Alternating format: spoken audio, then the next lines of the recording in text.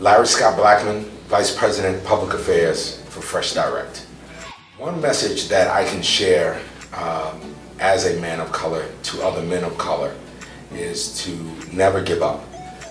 No matter how challenging or how difficult the task may be, you always have to find that ray of sunshine and that light of hope. So no matter how challenging life is or the task at hand is, never give up. My definition of a made man is a man who's been through adversity, who's faced it head on, who saw a bull charging towards him, grabbed the bull by the horns, turned it over on its back, and survived.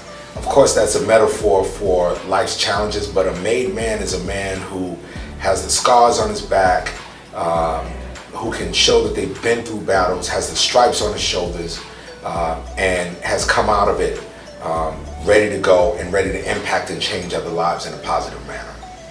Some of the attributes of an involved man is a man who is active and engaged, involved in organizations, or even just involved in the life of one individual.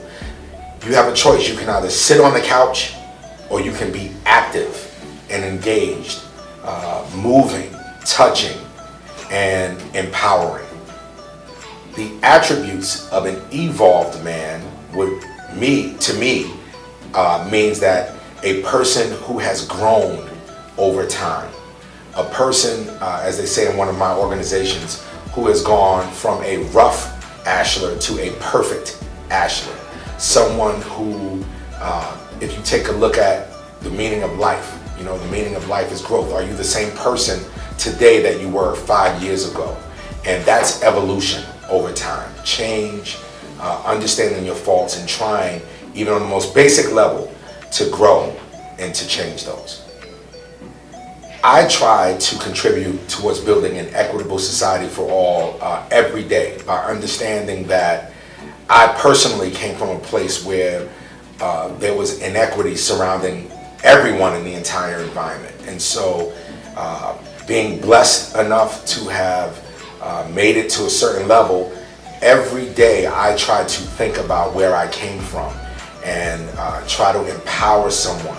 I'm also a college professor, so I teach, I give back, and I try to share the knowledge that God has blessed me with and that I've seen throughout my life with others. The advice that I would give to my younger self is listen to other people and not to yourself. You don't know it all. Think about tomorrow. I always thought that perhaps I should have gone to law school, but I knew my younger self hated lawyers. And now I understand the value of lawyers in law school.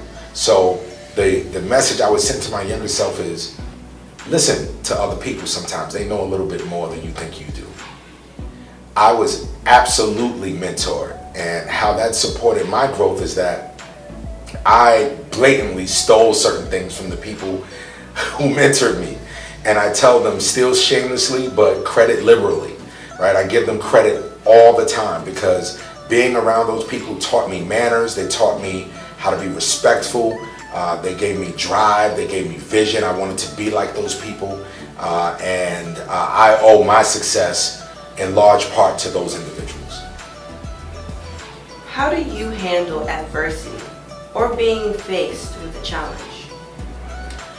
I handle adversity fairly well, I might say, because of a number of different tips and things that I may do. I believe sometimes when adversity comes, I may not be in the right mental space to deal with it. So I'll take it and I'll put it in a certain place in the room and try to go back to it when I'm ready to tackle it. Or if adversity comes on, I'll just sit back, take a deep breath, and try to strategize and think of the best approach to manage it. So over time, I think my older self has dealt with adversity much better because of tips and tools of the trade that I've learned and that I've read. The best advice I can give to young men who feel marginalized and disengaged, if you will, is to think about tomorrow. It is very easy to get caught up in the here and now. It's very easy to feel that you're in this environment or this space where no one cares about you and you're marginalized. But the reality is that tomorrow may bring a better day. Tomorrow may create that one opportunity that you did not think about in the here and now. So try not to get caught up. Think about tomorrow, and that benefit will come. As a made man, what is your commitment to the made man community?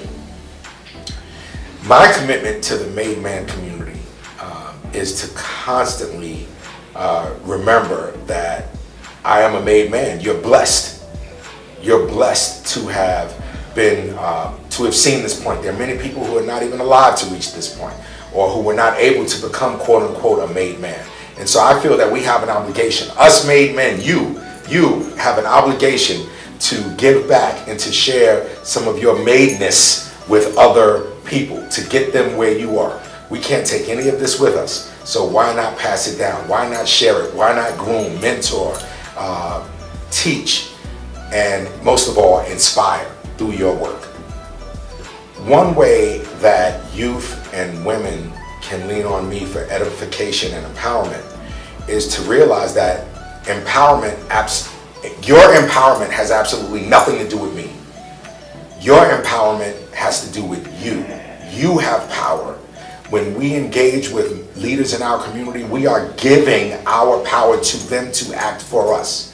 So one way that I think I can help is by continuing to inform people of that fact, that we have certain rights and we have certain powers that we sometimes are ignorant of, that we don't even talk about, that other people know of and take advantage of. So, and you see that now, the power of this new women's movement, if you will. You see that now women are asserting themselves in manners that we haven't seen in easily a century, since the suffrage movement. So the one way that I would say that that I would assist in that regard is to remind our kids and females, our women, our sisters, that you have power. You have power. Use it. Don't let anyone take it for granted, and don't let anyone take it away from you. Join me, Larry Scott Blackmon, the other honorees, mentors, youth, college students on Tuesday, June 18th for a day of collaboration, impact, and empowerment at the Made Men Honors Reception at the Brooklyn Chop House.